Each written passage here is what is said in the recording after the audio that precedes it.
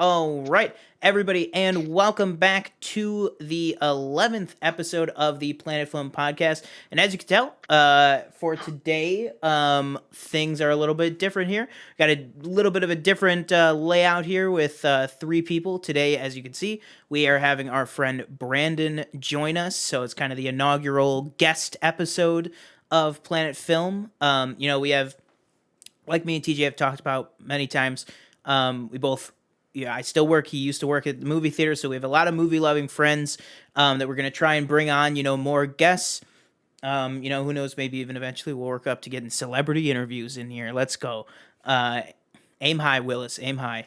And So the other thing is the actual visual look is a little bit different because previously we had been doing the show on StreamYard every single week. We're still going to be using that for some things like we talked about on Planet Council this week. TJ's not going to be on Planet Council this upcoming episode. And I did tease that maybe I was working on something to kind of fill in that gap. I think I am going to be able to do an episode. I think what I'm going to do is I'm going to have a kind of main co-host. One of our other friends, Donald, is going to be joining me to do that show. And then we're going to have some other people call in, just some people that I know, just to get other people's opinions on, their first Star Wars memory and what Star Wars means to them and what they love about Star Wars. So that'll be very, very cool as long as, I'm able to get that together. But now we're going ahead and we're going to try and do the show from now on OBS through Discord, just because hopefully you guys can tell already the camera quality on here is much, much better. It looks like garbage, but on StreamYard it looks... I said mine still looks like garbage, but on StreamYard it looks even worse than it actually is, in my opinion. So Well, it's whatever. Yeah, I mean... And also, the StreamYard, I kind of, if this episode goes up late, we have had a lot of technical difficulties today, trying to get all this up and running. But I think some Taco Bell difficulties. Yeah, you know what? Why don't we just launch right into that, Brandon? What has your day with Taco Bell been like so far? Just run us through that story real quick. All right, really quick. So today I was just feeling a little bit of Mexican food. My wife loves Mexican food, so I prefer Taco Bell over the local Mighty Taco restaurant chain because there are a lot more variety of options. So I said, you know what? I'm just going to be around and about today, so I'll grab some Taco Bell while I'm out. And so I had ordered using the app. And when I got there around 6 p.m., they told me to drive around to the parking lot and wait for my food there, where I proceeded to wait 45 minutes until I finally had the nerve to go back through the drive-thru, tell them that I'd been waiting for 45 minutes, and they said they had given out my food to someone else. And I said, you probably thought you were giving it out to me because I came by 45 minutes earlier, and you never came out and you forgot about me. And then I proceeded to go back around, and they told me to wait in the parking lot again, and I did. And they proceeded to wait another 20 minutes before they ever got me my food. So I would have left. I'll tell you what I would have done. I would have not gotten Taco Bell. Yeah, see, that's what I would have done. It was just something that I wanted today, so I don't doubt it. We all have those cravings. Yeah, to be fair, they still had all of the menu items that were supposedly going to be taken off, so that was a little bit of both. So, good. I had to have. They charge you? Yeah, they charged me. Didn't offer any reimbursement, so I. Wow. A lengthy report about my experience. So nice. Oh yeah. I'll be receiving an email from them in your. Nice. That's ridiculous. Yeah, the customer is always right. Not really, but customer service was pretty poor. And they asked me every single time I drove up there, if it was three of the beef burritos, and I was like, no. And they were like, that's the only Brandon order we have. And I was like, well, that's not me. I was like, so let me get this right. You're checking on my order, but apparently you gave my order out to someone else. Did you check with them? Because if they had ordered 3 beef burritos, you would be a little bit, and you saw 2 names with Brandon on there, you would think that maybe they'd be a little bit more thorough in checking that these people had the right order. So the person that wanted 3 beef burritos ended up getting a family's worth of food. So nice. it was a frustrating experience. Stellar customer service I experience. come home and we were having issues with OBS, so that was just Oh yeah, but it's time to rock fantastic. on. So in a little bit of better news, for those diligent listeners of the podcast, TJ has been working on somewhat of a personal project, somewhat of a personal goal in the video game space. Is it? A goal that he finally completed, which I'm going to go ahead and hand it over to him, and he's going to take the reins here with a little bit of a mini review. I don't know if he's going to do spoilers or what, but no spoilers. Because you All guys, right, well, do you want to play the game? I like to yeah, just for eventually. listeners. I mean, if you want to do, I mean, really, I don't want to spoil it. yeah, just don't do any spoilers. That's fine. All right. So remember about, I don't know, 4 weeks ago when I was like, yeah, I'm playing it, and it's like, do you want to say what it is? Like, yeah, Last of Us Part 2. Sorry. When I started, you know, when did it come out? Last month. When I first started it, I've been kind of playing it in like small increments, just like kind of wherever I had time. This past weekend, I just kind of like binged it and like finished it in 2 nights. So I probably played like 5-6 hours at a time just to finish it. Definitely a longer game than I would have liked. You know, I think it's got to be around 20-25 hours. Just like there's no multiplayer, which I know Brandon was very upset about. Brandon, big fan of The Last of Us multiplayer. Amazing with multiplayer. But I kind of I turned my tune on it, honestly. The second half, it really there's definitely like some bold choices they make with the story, and I mean, there's some things where I was like, oh, I don't know if that character would have done that. But, you know, again, it's like not I'm playing their story. Like they're telling me a story. It's not up to me like what the decisions the characters make. And that's just one of the things I like didn't get about like all the hate with this game is that people were like, well, that's not what was supposed to happen. It's like, okay, well, you know, you're not the one voicing the characters, you're not the one writing the story, you're not the one making the game. So who are you to say what the character should and shouldn't do? Mm-hmm. I'm still not a fit. Like, I think part 1's better than part 2. Part 2 is still a very good game. The fighting mechanics, not my favorite thing in the world.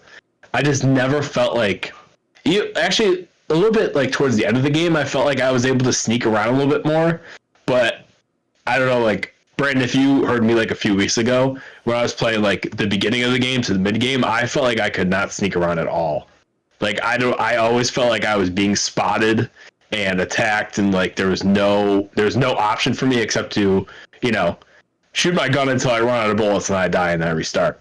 The way you craft and, you know, select your weapons is still the same as the first game, which I really like. I think they've kind of got that down to a T. And I mean, this isn't like is it a spoiler? I don't think it's not a spoiler, but there's definitely like an open-ended ending that you could say they could make like another one. Like it's up to interpretation to like think that they can do another one. Like, yes. Like, I don't know if they will. Because part 2, like, if you did like part 1 and part 2, that sounds like it's like part 2 is like the end. You know, like I wouldn't. It would sound weird if it was like Last of Us Part 3. I'd be like, well, you have to end on it. You have to end on an even number, in my opinion. I think that's the complex of like what movies have taught us with like Endgame and Harry Potter and Hunger Games. They all had Mockingjay Part 1 and 2, Deathly Hallows Part 1 and 2. Yeah, like that like half. Like you need to have 2 sections to fill out a whole game or whatever. Yeah, exactly. But I think, like, overall, my opinion, like, I did really like it, and I definitely, I liked the later half, like, the second half of the game. They also do something, like, really, in my opinion, that's really cool, is they'll, like, set up this character, and then they kind of, like, just, like, shift your opinion completely, like, in the second half of the game, on that character. And it kind of like, you know, it makes you think of both sides, and I'm being very vague on purpose.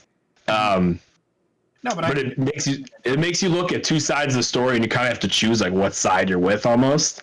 And it's a pretty tough game to watch. It's pretty grueling. Like it's pretty like if you've seen the trailers, like it's exactly like that through the entire game.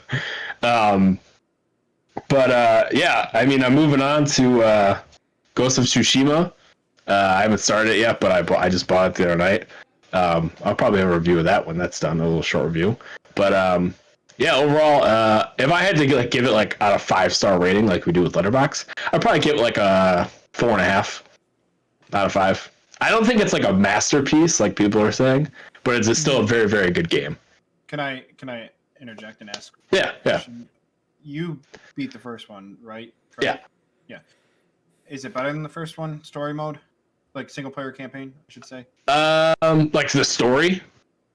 Just like playthrough, did you like feel the actual like gameplay? It left you more, yeah. The gameplay, I like the gameplay more in the first one than the second one. It's literally probably the same, but I felt better in the first one for some reason. I don't know why, but that's how I felt. Like that's how I felt with asking people. That's the kind of vibe I got. It was like the first one was a lot more. And maybe it was because it was the unique factor, but like they felt like the first one just did it better than the second one. Not like anything wrong with the second one. I mean, it's hard to follow up that game because it's like they like caliber. People like think that it was people say that's one of the best games of like all time. So it's it's kind of like you do your best, but you'll probably never like achieve the same height. All right, perfect. Well, that was TJ's little mini review of Last of Us. Okay, so with that, let's go ahead and... so I just want to say real quick, too.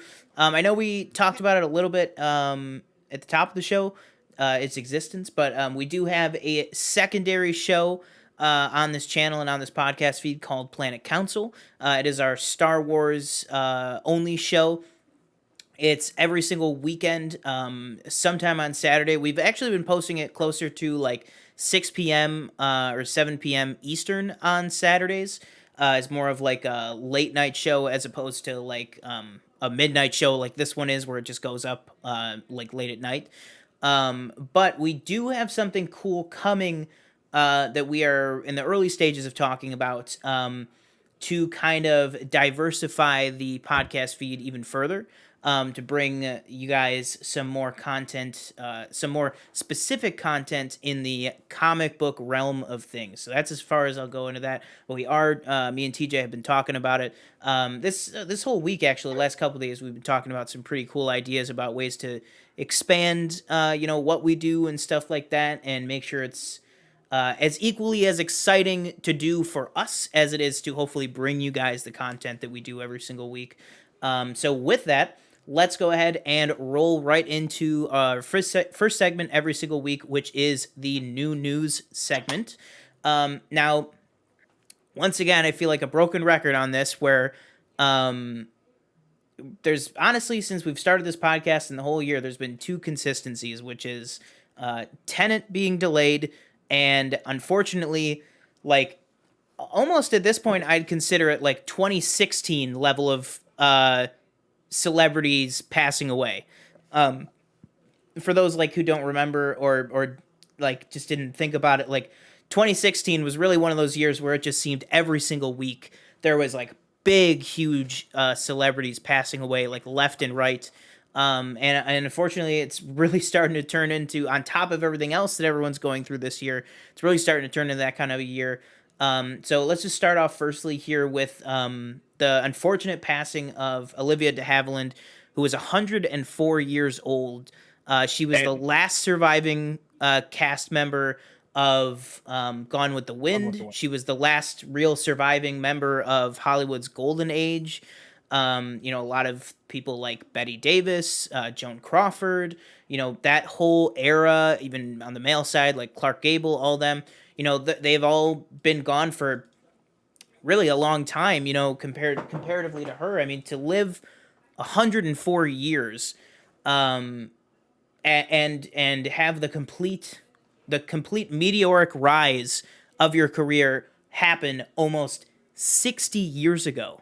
You think that she rose to prominence almost 60 or 70 years ago and then lived the entire rest of her life. Um, Obviously, we've talked on this show about the celebrities that have passed, about some of them have had, gone way too soon, like we saw in the past couple weeks, honestly, with a few of them. But this is obviously life well lived. What do you got? What did you guys takes? Now, obviously, we're film fans and stuff, but we haven't seen a lot of her work because a lot of it's older stuff. But I mean, well, how do Hmm. you feel about just losing kind of a titan of the Hollywood community and somebody who's kind of like when we lost Kirk Douglas earlier this year, somebody who kind of in the back of your mind you're like, oh, they're just going to be around forever. What do you guys think? I guess we'll start with TJ on this. Um, yeah, it sucks. Like you said, like I don't think I've ever seen any of her movies. Mm-hmm. She's won 2 Oscars, so obviously she was pretty, astounding actress. Yeah. Um, I, it just, yeah. I mean, 104. That's an accomplishment in itself. 104 Yeah, years old. absolutely. That's crazy. I mean, I saw like a tweet today. It's like she lived through 2 like pandemics, like COVID, and I mean, COVID's not over, but two pandemics, almost 2 world wars. yeah. Because she was, or no, yeah, 2 world wars because she was born in Oh, World yeah. War One. Yeah. um, no, man, it's tough to see. We're losing a lot of people, and of course, the next story that we have is even, Tougher. Yeah. another pass. Even yeah. But yeah, like thoughts and prayers to your family. But yeah, it just sucks. Yeah, what do you think, Brandon? Just the general, just the passing of somebody that big in the Hollywood community. Yeah, to backpack off of TJ, but I mean, I really, whenever you hear about like big movies, like Gone with the Wind is one of the biggest. Uh, it just, I remember like my grandparents were huge fans of that. I think that was like one of the first movies they saw in cinemas. But yeah, it's I wasn't even aware that like those actors and actresses were still around, and so like Mm-hmm. when this news broke, I was like you said, like it reminded me in that back of my head, like I can't believe she was still around this long. That was what, like 75 years ago, because like if you think about it, if it's 60 years ago, then she was 44. Like just 60 years ago, she's 44. Yeah. So like 104 is a huge accomplishment. Saying it like she accomplished life or whatever, but like it's just insane to like comprehend around my brain that like she's been around for that long, and that actresses like that are still around, and like it makes me think about going to watch more of that golden age of movies and Yeah. try to admire some of that kind of content rather than just like be in a glass ball with myself like my age, which we're going to talk about. Like we had mentioned, we're going to talk about the next story about the other passing, and that hits a little bit harder to home because how much I have watched their work. But Mm-hmm. if you want to bring that up. Yeah. Yeah. So that I think we'll do it for talking about Olivia de Havilland there. Again, just something that's really really tragic. Losing somebody like that, but like I said, it's one of those things where it's like a double edged sword because it's like life well lived. Like she was. She had some. I think the last like newsworthy thing was, I don't know, had either of you watched Feud, the Betty and Joan, the FX show about Betty Davis and Joan Crawford? No. It I've was a seen things on that, but yeah, I have it was a really really great show. And I'm like 90% sure Kathy Bates played Olivia de Havilland in that show. Oh, Um, and it was a cool thing because I think a younger actress played her like in flashbacks, but because Olivia de Havilland was still alive, it was like part of the show was like these celebrity interviews talking about Betty Davis and Joan Crawford, like fake celebrity interviews hmm. with actors playing the celebrities, and one of them was Olivia de Havilland because she was still alive, and it was like after the Oh, other two had passed, and it was Kathy Bates playing her. And like Olivia de Havilland at like 102 years old, sued FX because she didn't like the way that she didn't like the way that she was being portrayed. And it's just like, if I'm 102 years old and I still have the mental capacity and the veracity to sue somebody because I watched a show and didn't like how I was portrayed, that I think that would be a good life lived there. So I think that's like super, super funny. But yeah, so next, somebody who was very funny and somebody who probably, like Brandon said, hits a little bit closer to home for the three of us because, growing up, I mean, you almost talk to anybody who grew up 80s, 90s, or grew up 2000s like us, Regis Philbin, just headline here, Regis Philbin has passed away at 88. Just growing up, I mean, I'll just talk for myself first here. I mean, obviously, talk about first 88. Honestly, somebody like Regis, I feel like he did probably still have more in the tank. You know what I mean? I kind of feel like for Regis Philbin, I feel like 88 is kind of young. He strikes me as somebody who would be around until he's 104. You know what I mean? Yeah. Just growing it's one of those up, people that you think will always be there. I feel like that's exactly, just like what, yeah. Because it's like growing up. I mean, you would come home from school or whatever, like, and like Regis would just be on the TV, like like you would just hear Regis and Kelly, like just the words Regis and Kelly was like just ingrained in your brain as like, oh yeah, that's happening again. You know what I mean? Like but that was every single day. And then obviously, like, I grew up. Well, I don't know about you guys, how big you were into game shows, but Who Wants to Be a Millionaire? I mean, that was yeah, like that. Just I would just binge, like, before binging was even a thing, on like the Game Show Network or like MeTV or whatever, like some of those basic cable ones that they would just play old reruns of all of his Who Wants to Be a Millionaire. But yeah, I mean, it's so sad to see him pass away at 88, but that's some of my thoughts. What do you think? We'll go with either one of you guys first there. All right, I can start because I wanted to talk about this. It was kind of like surreal. I'd grown up watching Who Wants to Be a Millionaire every night, and that was my, like, 7 p.m. to 8 p.m. was Who Wants to Be a Millionaire, and that's when I went to bed right after we stopped watching. So every weeknight before school, or after school, or school nights, I should say, we would watch Who Wants to Be a Millionaire, and it kind of got me into trivia game shows, and I just love the way they did it.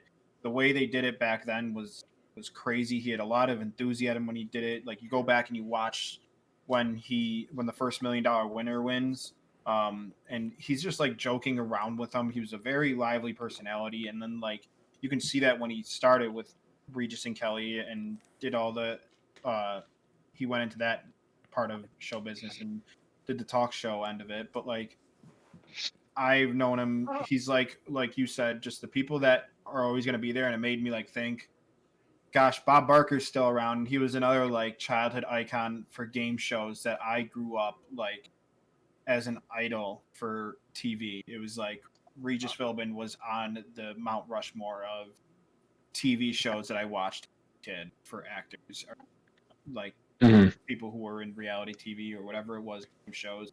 He was definitely up there, and like Bob Barker's another one. But it's incredibly sad because I really, really did enjoy the way that he presented Who Wants to Be a Millionaire. Sure, it got like it stayed on the air for a while. I don't know if it still is, but they had like a whole bunch of different people go on as hosts, and it just progressively became less of a thing that I wanted to watch because of the way they presented it. But like with Regis, it's so easy to like go back there and watch it. It is really sad to see that he had passed. So like I said, it was real. Like the last one, I don't have as strong a connection to Regis as like you guys. I didn't grow up like watching like Who Wants to Be a Millionaire every night or anything like that. But it's still somebody that like I knew who they were. You know what I mean? Like, you don't watch any of their stuff, but it's still like you know who they. It's like they're almost like a pop culture like icon. It's like I would consider him like, when you hear the term like staple, you know what I mean? Like, he is just like always there, and I think that almost speaks more to it that you didn't watch, you know, his stuff all the time, and you still always like knew of him and who he was. Yeah. After did he ever have was Regis and Kelly was so like you said like an afternoon show? Yeah, I it like was know like what it is, but, like, because I yeah, know it it's was like like Ryan it's Seacrest like now. And a what do they call it? Like daytime talk show. It's like okay, did he Oprah ever and do like a Ellen type. morning thing? I think he was like Yeah, he was part of the Good Morning show, the Good Morning America. I know Good he Maybe Morning that's America. what it Yeah, was. I Because I didn't feel know like if I it remember was. like not part seeing of him that. like if I was home from school sick or something like that. Mhm. Like Yeah. you watch those shows like Price is Right and stuff when you're Yeah. homesick. Mhm. Watching that makes me sick. Like, Yeah. not He Um. said he watches But an yeah. episode of Price is Right and then he calls into work. I can't. Oh man. But yeah, I mean, like we said, just honestly, like it's tough on the passing of both of them, but it's just like with Regis, like me and Brandon were both talking about. It's just a little bit hits a little bit closer to home because it's like somebody that, you know, I wasn't by any means like when you hear people are like, oh, I was like the TV was my babysitter. Like I wasn't anything like that, but it was like I would watch TV a ton, Yeah. and he was definitely somebody that at some point every single day I would be watching Regis and Hmm. Kelly, or Who Wants to Be a Millionaire. But yeah, tough either way on losing both of them. I really just hope this year slows down with taking more people. It's been really really tough. What a wash of a Yeah, year. I know. All right, so let's go ahead and kind of change gears here a little bit. And I'm going off script here with both of you guys, because during all of our technical difficulties and getting ready for the show today, there has been a ton, and it kind of runs the scale from rumor to sources say to confirmed to official. Yeah. So we're just gonna run through what I'm gonna call the Disney Plus roundup here because Disney Plus has Okay. been dropping uh, little tidbits all day here with a bunch of these different sources. Um, let's go ahead and lead off with maybe not the biggest one, but yeah, we'll say the biggest one, the most sure deal for the last one in this. But this is the most recent one here, which is coming, which is from Jeremy Conrad of Star Wars Unity. He's a big scoop guy on Twitter. I highly recommend following him. But this is just the article I have pulled up here is from the direct, so from thedirect.com from their Star Wars feed, which is that Solo, a Star Wars story, which we've been talking about between the two shows. We've been talking about Solo a lot lately because of the whole hashtag make Solo 2 happen. Looks like they finally might have gotten through to Lucasfilm because this is a preliminary report here that Solo, a Star Wars series, Star Wars story sequel is reportedly in the works for Disney Plus. So right now, we don't know if this is going to take shape as one of the 6 episode shows that they're doing, or I think I was talking about this one before we started recording with TJ a little bit. Possibly even being a Disney Plus original film. Is also another option because with Togo and stuff like that, they have done films, not just series on there. What do you guys think about this? About what this is seemingly saying a direct follow up to Solo, a Star Wars story. Presumably, this would be referring to a continuation of Han and Chewie's story. What do you guys think about that? And what kind of form would you want to see it take shape in on Disney Plus? You can go, I, Brennan. yeah, I would like to see it as another movie. I feel like as a minority, even with like what you said, this huge movement of make Solo 2 happen. I think I'm in the minority, at least amongst people that I talked to, that I really really enjoyed Solo, and I thought it was really well done. I thought the whole presentation of it was really nice. I would like to see it remain a movie series, like just like sequels or whatever it is. But I mean, you would probably need to bring back Amelia Clark and go forward with that story as well, because if you were to watch them back to back, or if you were showing somebody for the first time, it would kind of be a little bit confusing if they did not wrap up her Mm-hmm. story. But I can see like what you said is following more of the Han and Chewie story. So if they were to leave that behind, then maybe you can tie it into somewhere else. So I wouldn't Mm-hmm. really mind that, but I think it's better off if they were to complete the whole story behind the ending of the first one. So those are like my two thoughts about it. Yeah, and I know obviously you weren't on the Star Wars show with us, but that is actually in development. Is a Maul and Kira show, Oh, just okay. by itself. Yeah, it's gonna be Uh, like it's gonna be basically a Crimson Dawn show where it's gonna be picking up. They haven't said. Well, actually, you might still be correct in that because it wasn't specified whether that would be a prequel series or taking place after. So this could be, something with. You'd presume it would be after if the main characters are Maul and Kira, because you would think if it was a prequel, like you would think Paul Bettany would be a main yeah, character. yeah. I But yeah, it sounds like in some way or some fashion or whatever, we are going to be getting Kira's story continued at least. What do you think, TJ? I think it should continue as a movie on Disney Plus. Um, Again, I'm like complete opposite of Brandon. I didn't hate the movie or anything. I just thought it was fine. It didn't really do anything for me. I liked Rogue One way more. Um, Again, if they can come up with something like if they can come up with like a story that like attracts people to want to watch it, and obviously, I mean, like I said, I think I don't know a podcast or two ago. Like Alden Ehrenreich, I thought he was like good. Like I didn't think he was like a bad in the thing or anything. Bad in the movie. But like it's. I just would like to see if they can get all the same people back. Maybe you like tie in the movie to the like a Lando series and the Kira series. Um, and I feel like you just have to have like a compelling story that needs to be told. Like I just didn't feel like Solo was a story I needed to know. Like I just didn't, it just didn't grab me in that way. But I'd be excited to watch it when it was coming out. Again, like we said, me and Sean talked about this, I think, on the Planet Film or the Planet Council. This is one of those things for me though, is that like I'd like to see it, but it's like something that I just don't need right away. Like if you said if you said this is coming out in like 2030, I'd be like, okay, like All right. So another bit of Star Wars for news for Disney Plus here that we're not going to cover here because we actually already covered it. We actually the other night there was some Cassian Andor news that the three of us actually, me, Brandon, and TJ, did a special impromptu live episode of Planet Council.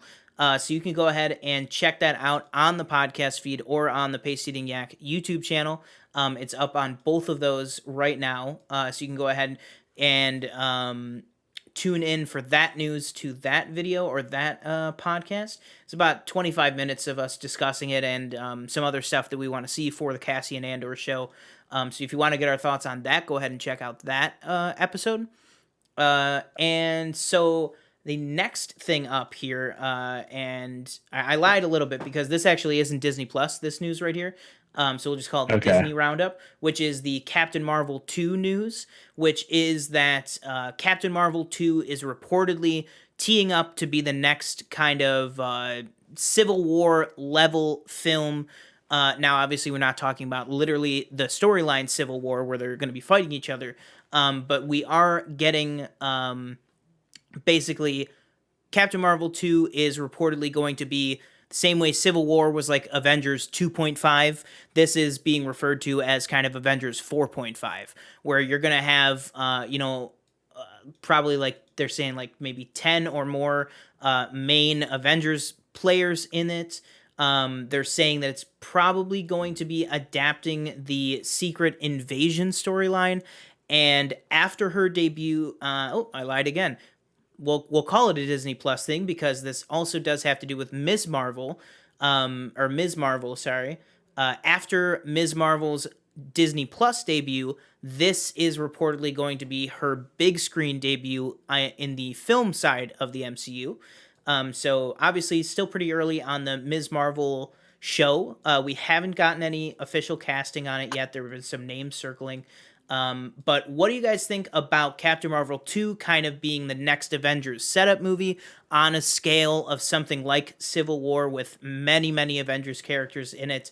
And also, what do you guys think about Captain Marvel being the stepping stone film introduction of Ms. Marvel after her Disney Plus debut?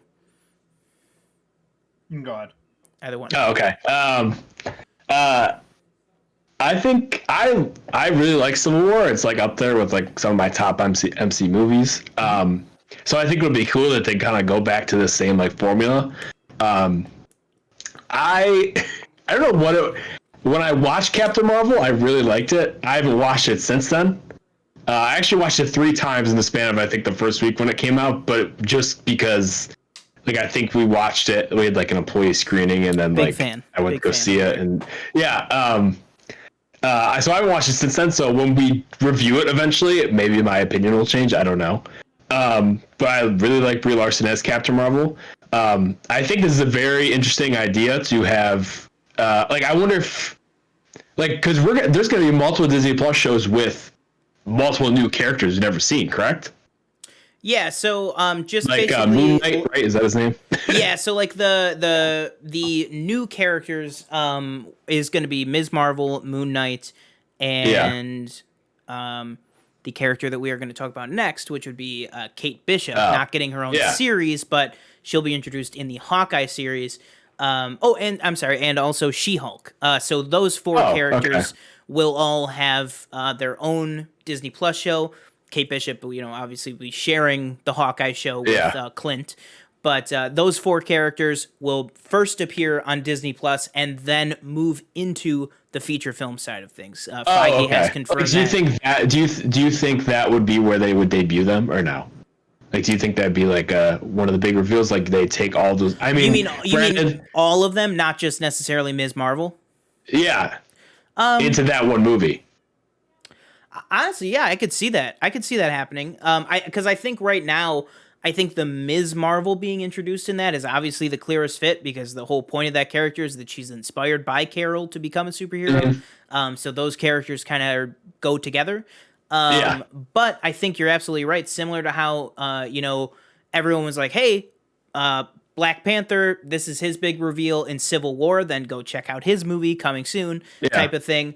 But also in Civil War, you got somebody like Zemo. You got kind of Bucky really becoming Bucky again, the Bucky that we know him now. And Yeah. also Tom Holland's Spider-Man first appearance. So Civil War had the structure to contain like 15 superheroes, maybe even like 16 superheroes, and then also introduce 3 new ones on top of that. Which, Yeah. if you're going with the structure of this movie similar to that, I think absolutely. I think that would be an awesome moment. Is if maybe Clint shows up and he's like, "Here's my friend, been training her up with the old bow and arrow," or if there's a badass introduction of Moon Knight. Yeah. Or even honestly, I could see this film being the introduction of not even necessarily just characters from Disney Plus. You could see maybe Mahershala Ali pop up in this as Blade before his I solo. forgot that was Yeah, even a before thing. I know it's like it's crazy that all that stuff was announced over a year ago, and now it's Yeah. just going to be an even longer wait. It's like this whole year of waiting was like for nothing because it's all just pushed again. Yeah. But yeah, I mean, my guess is Feige is going to want to get Mahershala on screen as Blade as soon as humanly possible. Yeah. So, what do you think about all this news, Brandon? What do you think about the size and scope of the film and about introducing some of these characters? So maybe I have the Spider-Man 3 complex, but I am on the opposite end of the spectrum. I like to be able to follow a movie pretty relatively easily. Now that doesn't mean like I don't want others members of the movie, but if you detract too much from the actual main storyline, it kind of gets all wishy-washy, and I feel like you're trying to do too much with too many people. However, if you like can do something that incorporates an introduction of a bunch of characters, and that may be for like a scene or like they like announce that they're a part of them in the middle of the movie, and then they're a part of the final battle, whatever it may be, and like you just see clips of them there, here and there, that's fine. I don't want it to be.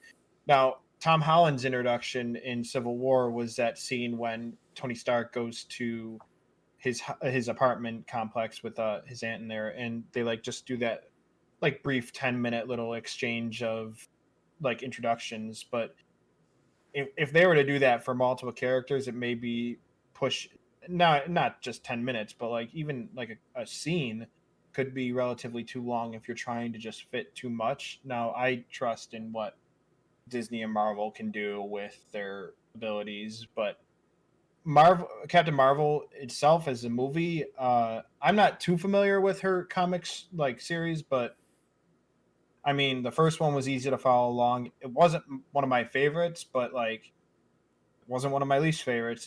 It just like Yeah. great. It was a part of the series. I needed to see it before Endgame. The Endgame like introduction of her when she came in was awesome. So, and at least I had a little bit of backstory to that, and I just thought it was good for what it was made out to be, at least in my comprehension of what the MCU was trying to do with her. Now, question. So you mentioned, Captain Marvel herself's introduction. Really, if you think about it, we had the Captain Marvel movie, and then when she pops up in Endgame, she's just there, and there's not really a moment. I mean, sure, there's the Thor moment of like, who is she? Like, oh, I like this one. But like, do you think maybe they could do that, where it's just kind of the presumed you have watched this thing, so you already know who this is, kind of the way that there was with Carol in Endgame? Do you think that maybe you could have that with these characters? It would really like that depends on who you're bringing in. So like the only reason I said what I said was if we're introducing new characters, like if we're doing like the Ms. Marvel and like the characters from that series, if you try to introduce, we don't know who these 10 plus Avengers are, like main characters are that we're talking about, and they just if that's all they're saying, then it could be any of those people. It could be ones that we already know. If they just do something like I said, like maybe like Clint shows up, like you said, and it's just like a quick little scene. He comes out of like the house or whatever, talks to them, tells them maybe he'll think about being there when they need him, and then he shows up and saves people or shows that he's actually in the fight. Like I've watched hundreds of movies where that thing happens. That's like I'm fine with that if that's all the direction they want to go with, because at least you got the star power in there, you got the draw, and you got that special moment that you can be like, this is connected. I enjoy seeing multiple superheroes doing the same thing, and it's just that kind of like point in the movie where it has that feel good moment, which I don't know. I really enjoy in the Marvel movies. Like that whole scene with Carol and Avengers was awesome.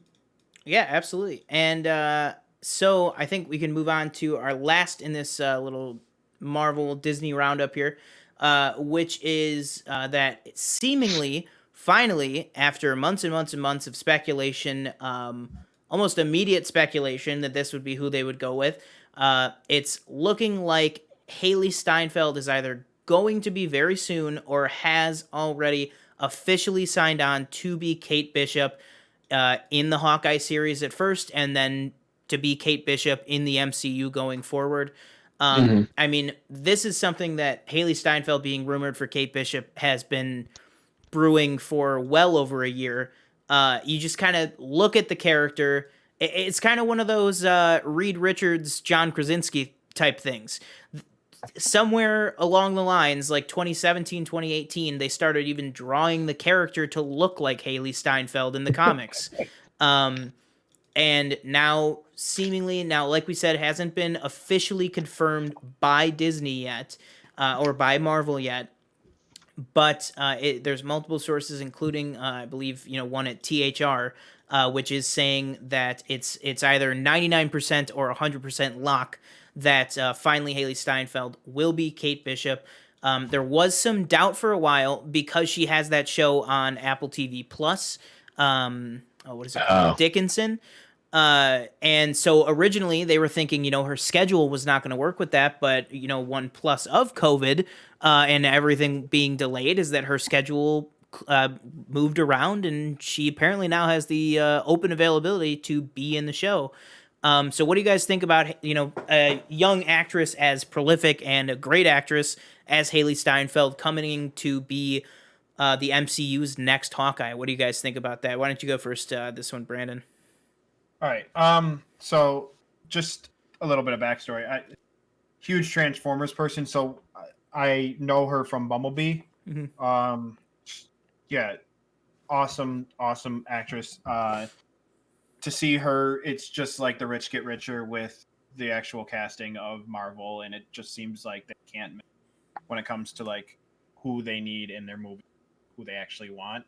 So I mean, it's just another hit, like out of the ballpark answer for Marvel if they get it done for the next Hawkeye.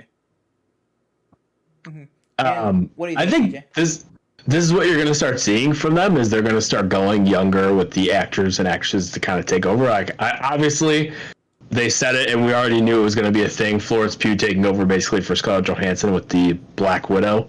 Yep. Like, I echo exactly what Brandon said. She was great in Bumblebee. I didn't know she was in Pitch Perfect. I don't really remember her in that movie.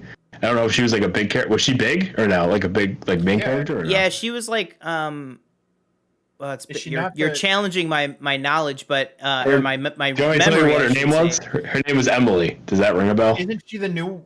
Yeah, she was. Yeah, no, I know who the character is. Like what she did, I just didn't know her name. She was like supposed to take over for Anna Kendrick, but then Anna Kendrick was like, "No, actually, I'll do the third movie." And then Haley Steinfeld was just kind of in the third movie. Like it was just okay. Yeah, it was kind of a weird situation, but like Yeah.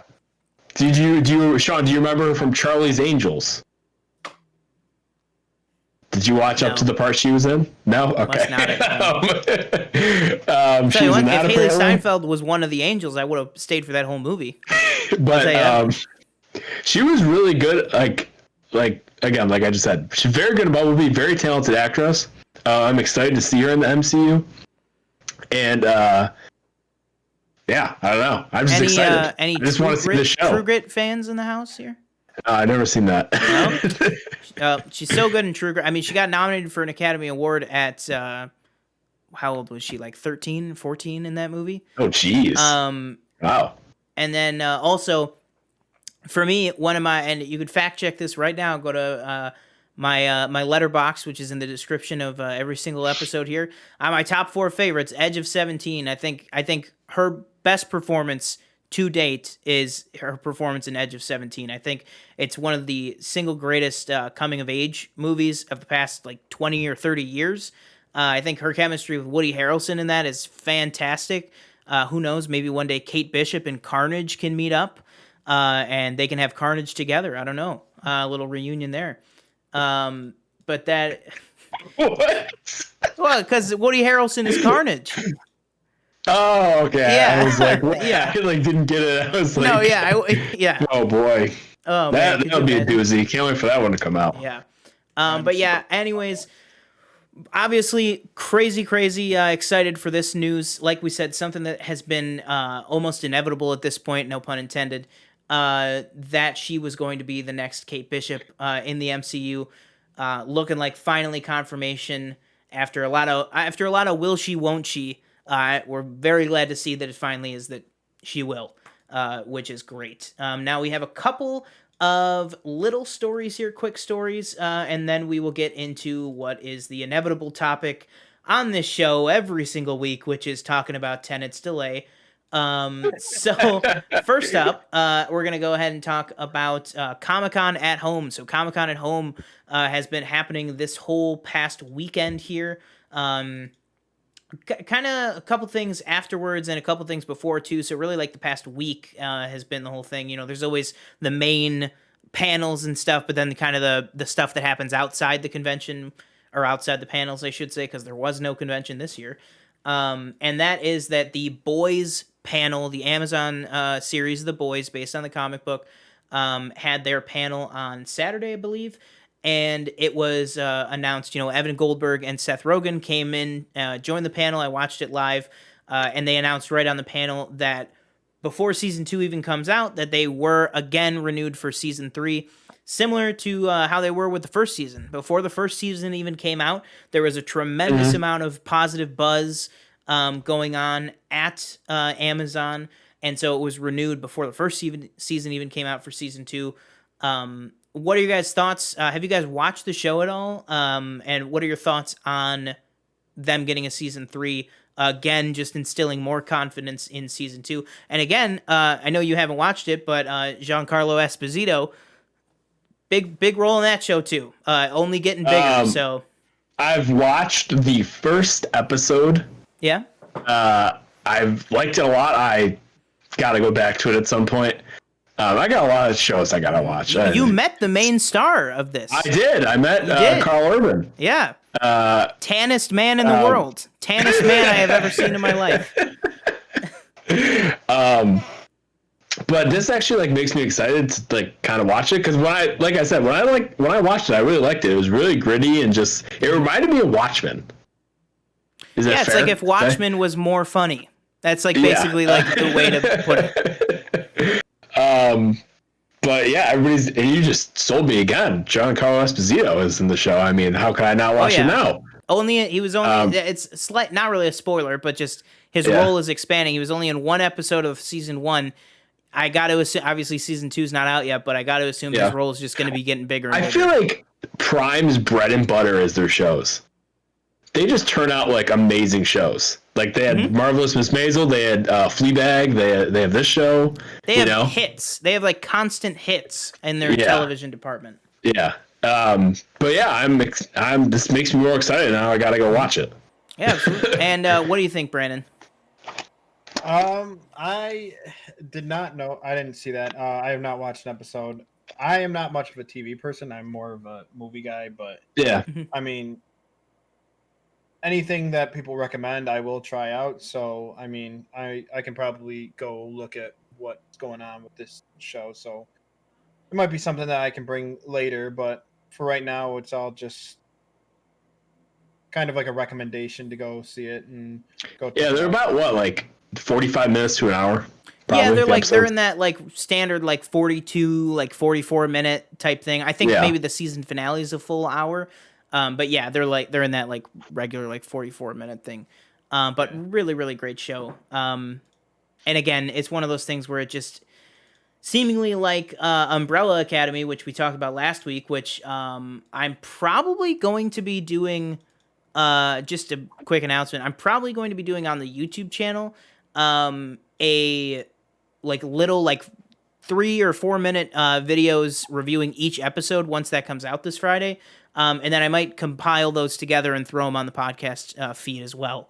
But that show's coming up really fast this week. It's kind of got the same vibe where Umbrella Academy and The Boys are really, really similar in that way, where it's kind of an oddball out there, like third party comic book that kind of has that feel where it's like they're kind of all like misfit superheroes and stuff, or in The Boys, not quite superheroes, but I won't spoil anything in there. But yeah, nonetheless, super excited for this.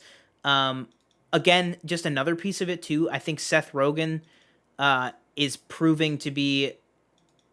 Obviously, he's already proven a great actor, already proven a great writer. I think he's just proven to be that his production sense is incredible. Almost everything that guy touches from a production standpoint is incredible. Like all the Point Grey movies and stuff that he does with Evan Goldberg are just so good.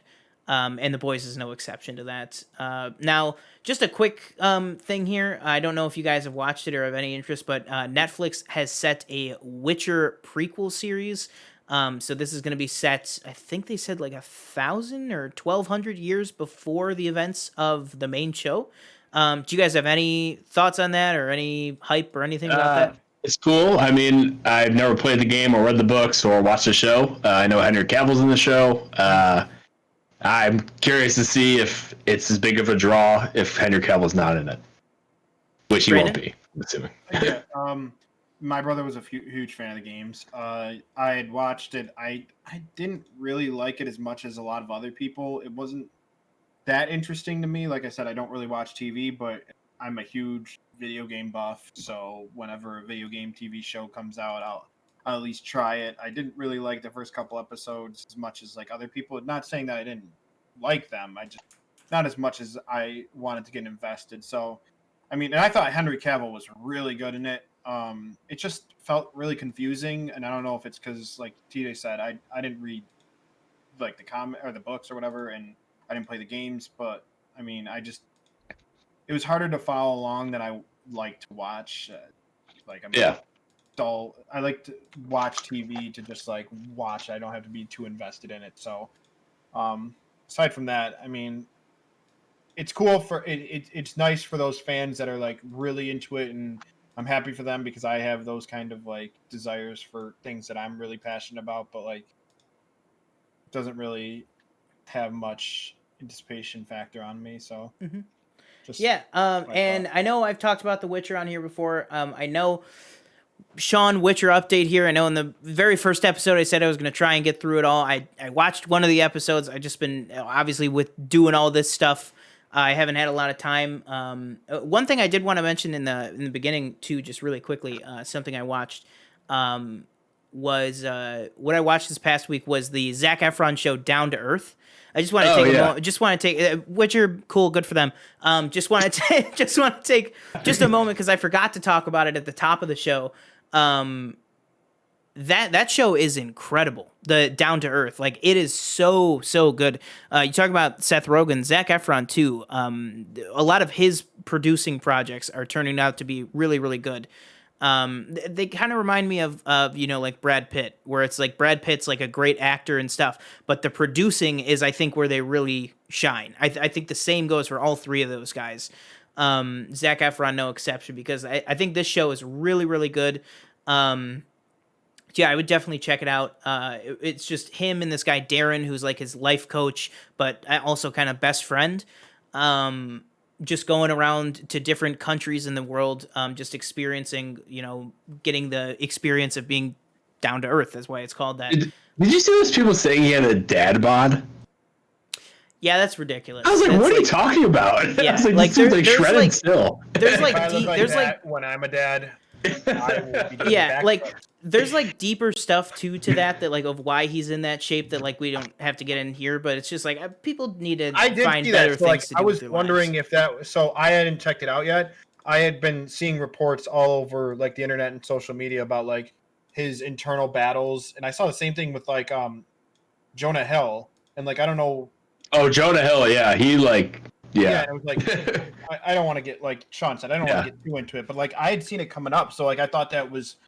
I didn't know if that was him producing something based on his own life, but if it's, I just figured he was still in Baywatch shape. I didn't No, figure he any more of goes, that he shit goes just into fell that. off. Though. I'll say this. I don't want to get into it here just because it's a lot of his own. It's a lot of personal struggles that he's had that he talks about in the show. Yeah. That I would implore you to watch the show because he does go into it a lot. He specifically talks about the shape that he was in for Baywatch and how that kind of really messed him up a little bit. But it's a very great show. The Darren guy that's with him, Darren Olian is his name. He's like a life coach guy, but he's also the co-producer with Zach of the show. And their chemistry, you can just tell that they're just like two kind of kindred spirits, that they're glad they found each other because they really just like vibe on it. It's one of those really mellow shows. But side note to Zac Efron, my pick for the MCU's Wolverine. Let's move on to Tenet. Don't know if you guys have heard of it. Tenet is no, I never. It's the Christopher Nolan film. It's actually set for release on July 17th, 2020. Nope. Parallel universe, I was just living in there. Tenet, after last week, me being very happy that they indefinitely delayed the film, Warner Brothers has now turned around and said, nope, we're just delaying it 2 more weeks again. So Tenet now is slated for a late August international release, followed by an early September slow US rollout in select cities. So we're going a little bit long in the news, so I just want to steam through this one, and then we'll cover some of the other schedule stuff. But what do you guys think? Do you guys think that this is going to work? Obviously, there's the whole issue of piracy with it, too, that it's just going to ruin the experience for basically. And granted, piracy, it's been the other way for years, where we get things first and then it's pirated. Mandalorian's a great example. I mean, we had a 6-year jump, or 6-month jump on that show. Yeah, 6-month jump on that show for the European audience. Shout out, we now have a viewer in Denmark, a viewer in England, and a viewer in Germany. So we're growing. They love us over there. But we and that's just on the audio feed. That's not even the demographic for YouTube. So we're doing something. We're making money moves here. Okay, sorry. What Can are I your start? thoughts? Yeah. Why did they say that it was indefinitely delayed if they were going to come out a week later and tell you what the day was? Exactly. What's the point? Yeah. And I was so excited, too, that they finally indefinitely delayed it, because I was like, good. They're going to pick a wise release date. Like, they're going to really stop and think about it. But nope, they just turned around and just said, no, we're just pushing it another 2 weeks. Yeah, because we're just speeding through this, and I'll go to Brandon real quick after I just say what I have to say. I'm glad that they're just doing this. I don't know if no one was like, I'm not releasing it to not the whole country. You know, like, fine, international, that's fine if they want to do it first, but I'm not releasing it piece by piece in the United States. Mm-hmm. You know, just recouping some money or trying to make some money is better than not making it at all. You know? Exactly. Like, if you I'm completely fine. Like, if you have to go international and release it first there, fine. It's going to be pirated anyway. You know, it's going to be pirated here. People, like, what was it? I think a few months before I left, so like before the pandemic, I walked in, there's some guy videotaping the movie. I remember that. Yeah, it's like nothing like, you know, people do it all the time. Yeah. So it's just going to get pirated anyway. I think it's cool that they're finally releasing it, and maybe, you know, some studios will follow suit. What do you think, Brandon? I just know I got hooked onto this like cycle before all this. One of my good friends had tried to buy tickets when Regal had announced that they were opening end of July, so he was constantly trying to update us on the me and my other one friend, because we were gonna, like, we go see movies. It's like a group of 3 every single time of like the new movies. So he kept on updating us, and he's like, look, it's gonna be July 31st. Set the dates. We're doing it. You better not back out. Okay. And it's just been listening to the podcast, and I'm just like, yep, I knew that. I knew that was coming. And then the indefinitely, like, you guys just, all right, good. I don't have to worry about this anymore. And now it's back on the table. So right back in the mess, as Maz Kanata would say. Yeah. All right, so that's our thoughts on Tenet. I really don't want to wipe myself out getting into this would be my 8th Tenet rant. So we're going to try to avoid that energy today on the podcast. And move on to a happy topic, which is, and you could probably expect, pretty soon, I would say. So basically, the news here is that Bill and Ted 3, Bill and Ted Face the Music, as we have speculated for a while here, is moving to a VOD release.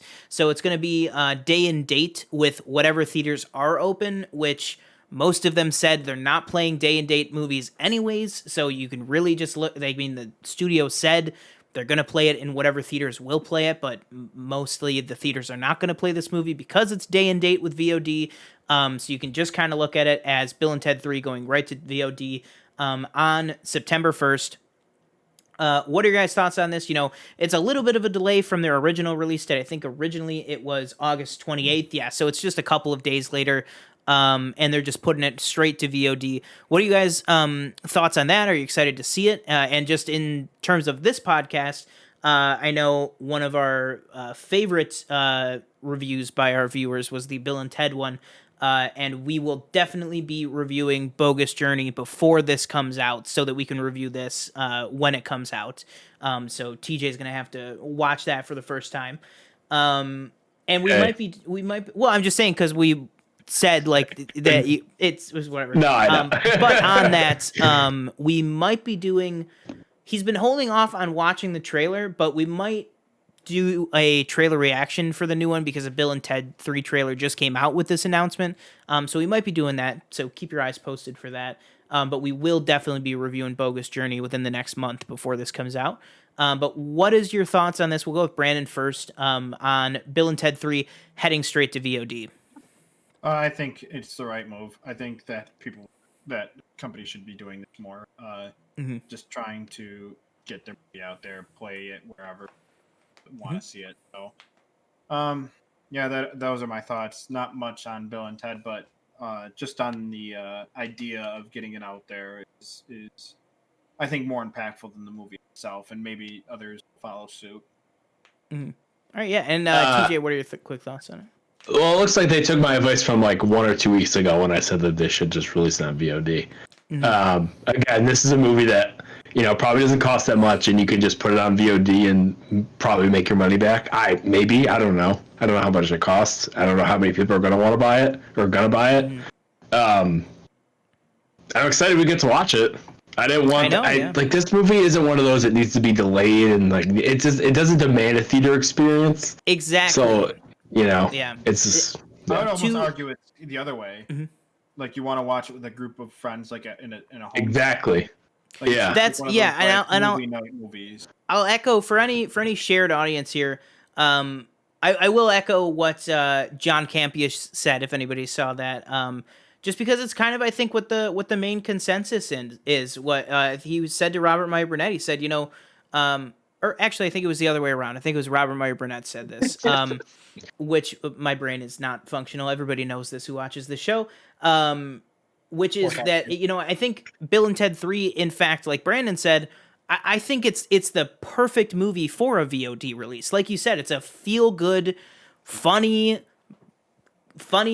like chill out, relax comedy to watch with your friends, with your family. Obviously, you don't want to have like invite a bunch of people over because you can't have that. But to watch it like in a family setting, it's just kind of a feel good movie, and I'm glad that we're going to be able to watch it at home. And again, on the budget side, you guys know I love my box office. On a box office side of things, this movie's not that big of a budget. You're talking maybe $35 million. They could easily, with a worldwide VOD release, they could easily make that back with this film.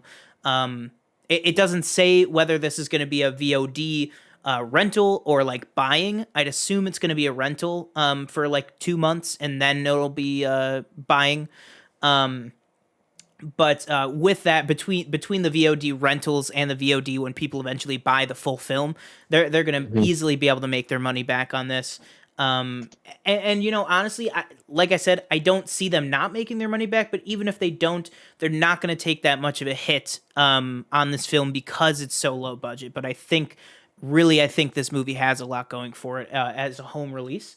So speaking of releases, I'm just going to run through here just a quick update on the release schedule, because we have all these patchwork stories that we talk about every single week. It's hard to kind of grasp the big picture of what the box office landscape kind of looks like right now.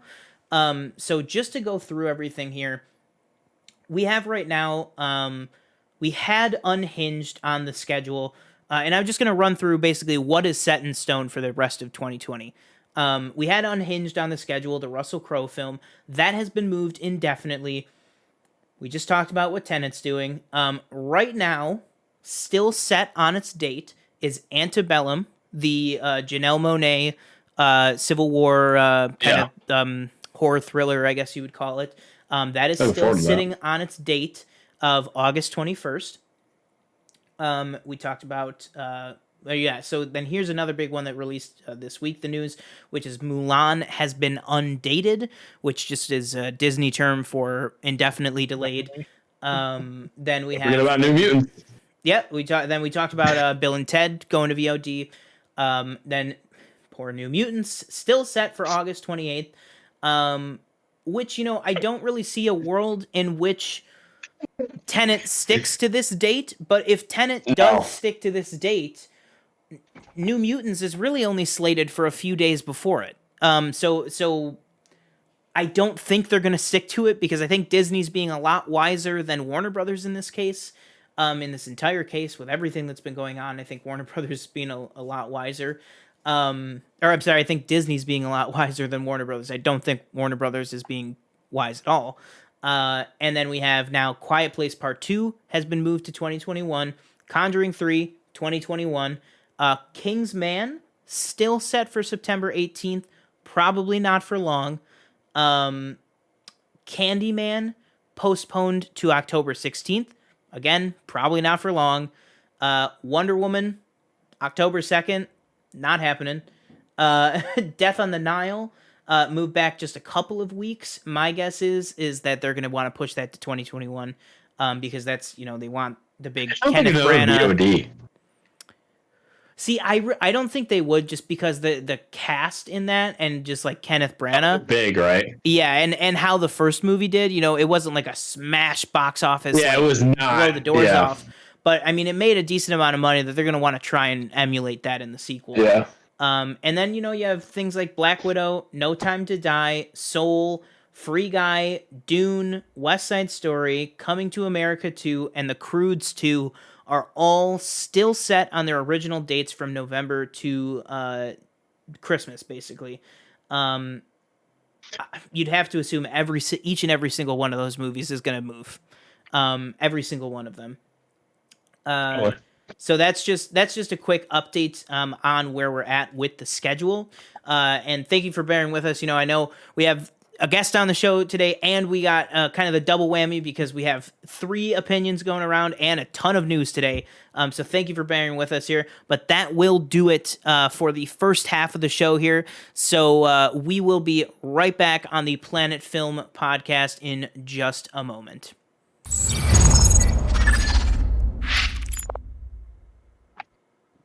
All right, and welcome back to the Planet Film Podcast. Thank you so much for your patience there. Now, let's go ahead and get right into our movie review. Now, as some of you guys know, as most of you probably know, last week, it was last week, right? Yes, last week. Okay, yeah.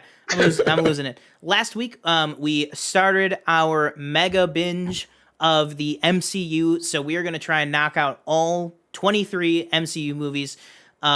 I think, what did we set we said hopefully before Black Widow comes out.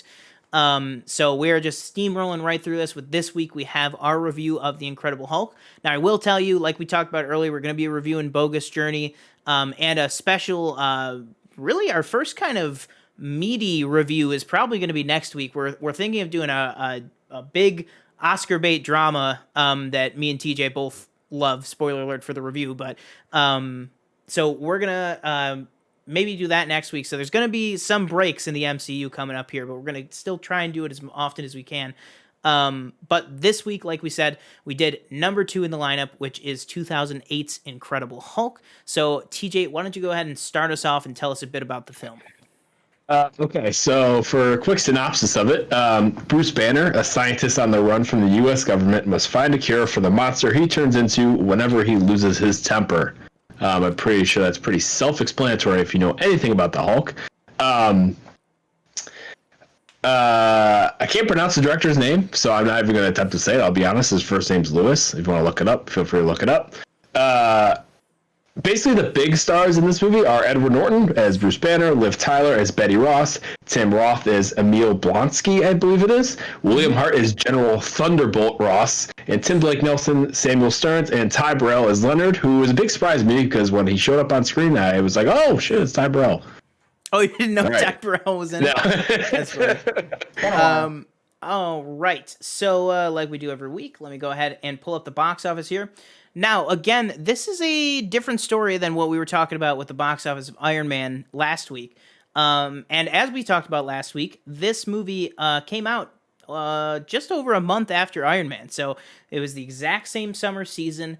Now, granted, you could say maybe back then there wasn't such a appetite for these movies back to back to back. So maybe, a lot of people spent their money on Iron Man and were like, well, one superhero movie this summer is good enough for me.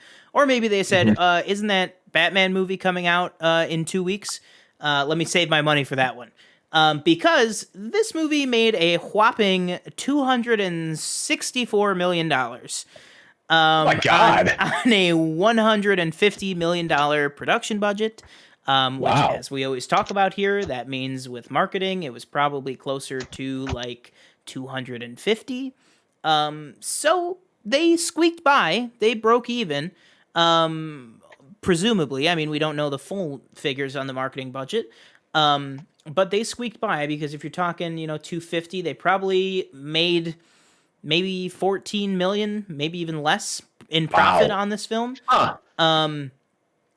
Which is probably why we haven't seen a standalone Hulk movie. I mean, there's the universal rights issues, not like universal rights like a political thing. I mean like the rights issues because Universal Studios has the distribution rights for anything called Hulk.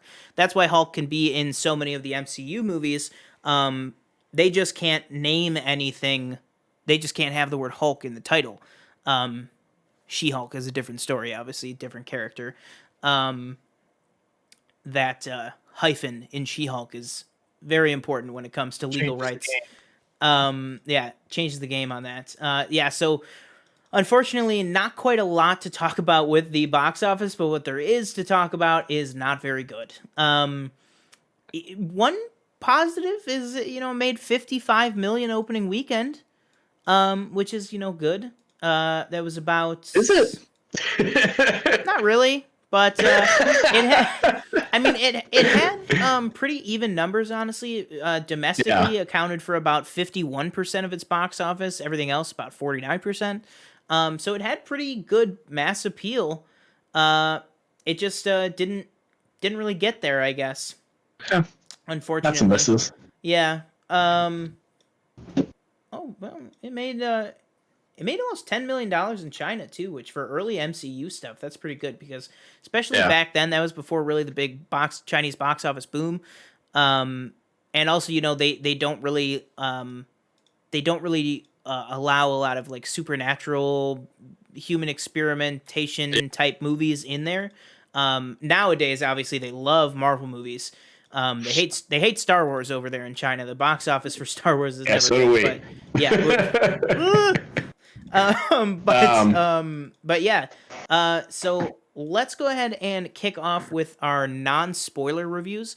So Brandon, why don't you go ahead and give me some initial impressions, first thoughts on this film, all non-spoiler, of course, and then we'll circle back for your star rating. Yeah. So originally, when I had watched this, it was right after it came out on DVD. I watched it with my dad, and I thought it was a really good movie. I wasn't that into like the MCU as obviously as I am now, so I thought it was really good. I thought they just did the Hulk way better in comparison to the I believe it was in 2001 or 2003. It was one of the for 2001, the Ang Lee Hulk. Yeah, 2001. Yeah. So it was a breath of fresh air with actually getting a good Hulk movie in comparison to what that was. Just the characters I thought were really well. The Emil character I thought was really well done. Sorry. So the Emil character I thought went really well. Just his whole character as a whole. We made it. And Edward Norton as Bruce Banner. I know that rewatching it now, it's a little weird knowing that he's still a part of that universe is a little bit different. But I mean, at the time it worked. When I watched it, I still see Bruce Banner as him. Mm-hmm. Like during that movie, it just feels like it's a little disconnected from the MCU because it's not Mark Ruffalo. But yeah, that's pretty much non-spoiler as I can go into with how I felt about it rewatching it. Yeah, perfect. So what do you think, TJ? Go with your non-spoiler. So I dubbed this the Edward Norton Walking Places movie. I thought he did a lot of walking. Overall, I thought it was. Can I say like what I felt like? It's not giving my star rating. I thought it was very, very fine. I didn't, I just didn't, and I think it might be part to what Brandon was saying. Because I know it becomes Mark Ruffalo, so maybe I would have cared more about him if it was Mark Ruffalo. I think it looks like dated. I think the CGI was not that great, in my opinion. I didn't like their. I liked the relationship that Bruce and what's her name? Bruce and Betty had. Didn't care about it whatsoever. I wasn't like really invested in the relationship at all. I kind of like. I also think this movie might have one of the most obscene, terrible lines in the MCU. It is Tim Blake Nelson's character, who I liked in the movie, where he's like, Tim Roth's character comes in and he's like, I want to be what he is, and Tim Blake Nelson's like, you have something. It looks like you already have something in you. He goes, if we put those together, it could be an abomination. I was like, oh my god. I was like, don't do that. Okay, it's like. So what you're saying is, it's gonna be carnage. Yeah, it's like you don't have. I hate it when movies go like wink, wink, like, hey, this guy's gonna be the big monster. It's like we don't need that, okay? Even think not to cut in on you really quick, but just you're good. Just on that point, even in this exact movie, when the Hulk gets his name, it's like perfect. It's like so seamless. It's like that college kid is just like, it was Hulk or something. Sorry. Oh, do they say that? I was like, because I thought the first time they say Hulk is when Tim Roth Abomination says Hulk. No, the that like college kid says I don't know, it was some like Hulk or something, and then the reporter's like, the mysterious Hulk, and like the name catches on.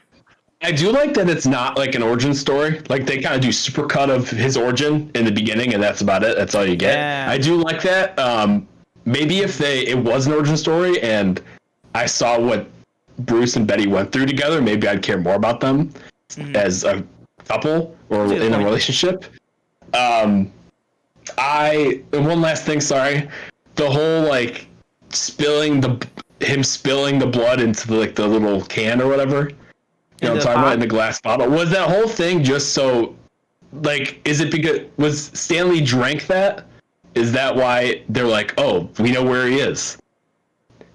Or no, it was like we'll talk about it in spoilers. We'll talk about it in spoilers. Yeah. All right, you're up. Sorry. No, this movie actually takes place in America. I know. Because you said Europe. All right, we're gonna. So pretty much I could sum up my non-spoiler review in one line, and I'm actually gonna quote the film. And that is, now granted in the film it was said in a different language, but I'll just say it in my native tongue of English. And I'll say,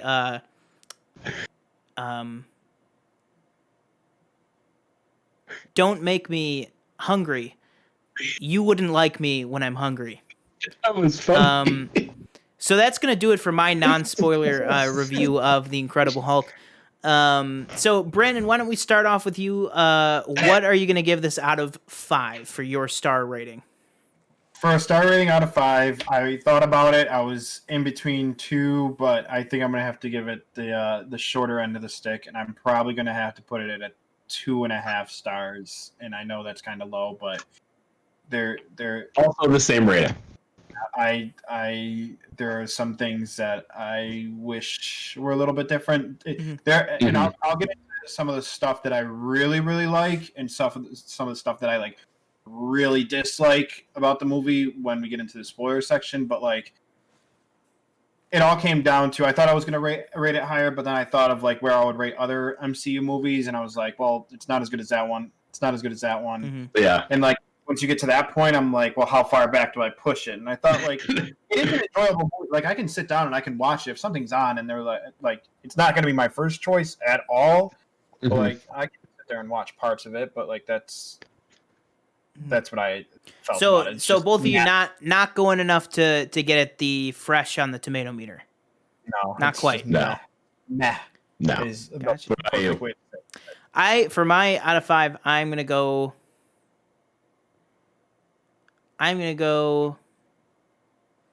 Should have thought about this beforehand. Let's say you're supposed to have this ready. I know. Sorry. I feel like I want to change it right now. I'm gonna go No. I'm gonna go 3.5 out of 5. I'm gonna go with 3.5 out of 5. Wow.